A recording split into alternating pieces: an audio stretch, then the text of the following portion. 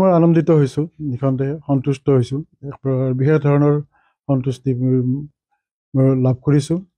2018 চনত মই যিখন মোৰ অসম বাংমঞ্জৰী নামৰ কিতাপখনৰ কাৰণে সাহিত্য একাডেমীৰ অনুবাদ শিতানত মই পুৰস্কাৰ পাইছিলোঁ।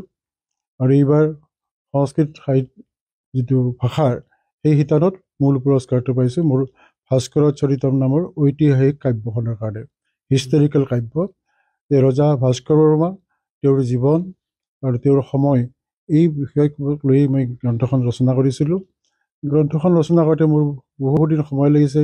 খুব ডাঙৰ আকৃতিৰ গ্ৰন্থ নহয়, কিন্তু তাৰ কাৰণে যিখিনি একাডেমিক ইনপুটছ লাগে সেইখিনি আহৰণ কৰোঁতেই মোৰ প্ৰায় 1 বছৰৰ বেছি সময় গৈছে। আৰু সেই সময়ত মই মোৰ যিটো ব্যক্তিগত কামতো মই অতিশয় ব্যস্ত আছিলোঁ। তাৰে মাজতে এই সময় উলিয়াই মই এই কামবোৰ কৰি গৈছিলোঁ। আৰু তাৰে পৰিণতি স্বৰূপে গ্ৰন্থখনে এটা সৰ্বভাৰতীয় স্বীকৃতি লাভ কৰাত মই আনন্দিত হৈছোঁ, সন্তুষ্টি হৈছোঁ। আৰু মই ভাবিছোঁ যে এইখন যিহেতু অসমৰ 7ম শতিকাৰ ৰজাৰ জীৱনক লৈ ৰচনা কৰা এখন গ্ৰন্থ, সৰ্বভাৰতীয় পৰ্যায়ত আমাৰ ৰজাজনক, আমাৰ তাহানিৰ সেই ৰজাজনক প্ৰতিস্থাপিত কৰাত গ্ৰন্থখনেও এটা শৈক্ষিকভাৱে প্ৰতিস্থাপিত কৰাত এটা ভূমিকা ল'ব। ইয়ে মোক আন এক ধৰণৰ বিশেষ আনন্দ দিছে। সেইটো হয়, সেইটো নহয় যে বঁটাৰ কাৰণে সাহিত্যৰ কৰ্মত নিয়োগ হয় বুলি মই বিশ্বাস নকৰোঁ। কিন্তু নিঃসন্দেহে বঁটা বাহনে মানুহক আনন্দিত কৰে আৰু উৎসাহিত কৰে।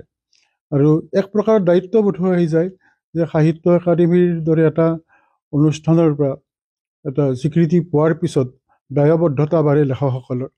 তেওঁ আকৌ নতুনকৈ কাম কৰাৰ কাৰণে অনুপ্ৰাণিত হয়, উৎসাহিত হয়। তেওঁ স্বয়ং নিজে তেওঁ এটা উৎসাহিত হয়। আৰু মই ভাবোঁ যদি সকলো ঠিকে থাকে, শৰীৰে যদি ঠিকে থাকে, মই নিশ্চয় মোৰ পৰিকল্পনা অনুসৰি, স্ব-আৰোপিত পৰিকল্পনা অনুসৰি মই কামবোৰ চলাই যাম। সংস্কৃতেই হওক বা অন্য ভাষাই হওক, মই বিশ্বাস কৰোঁ মই সংস্কৃতত যিহেতু মই জানো অসমীয়া মোৰ মাতৃভাষা, তাত বাহিৰে আন 2টা ভাষাৰো মোৰ গভীৰ অধ্যয়ন আছে বুলি নকওঁ, কিন্তু মোৰ পৰিচয় আছে। 2টা ভাষাৰ সাহিত্যৰ, ইংৰাজী আৰু বাংলাৰ মোৰ পৰিচয় আছে।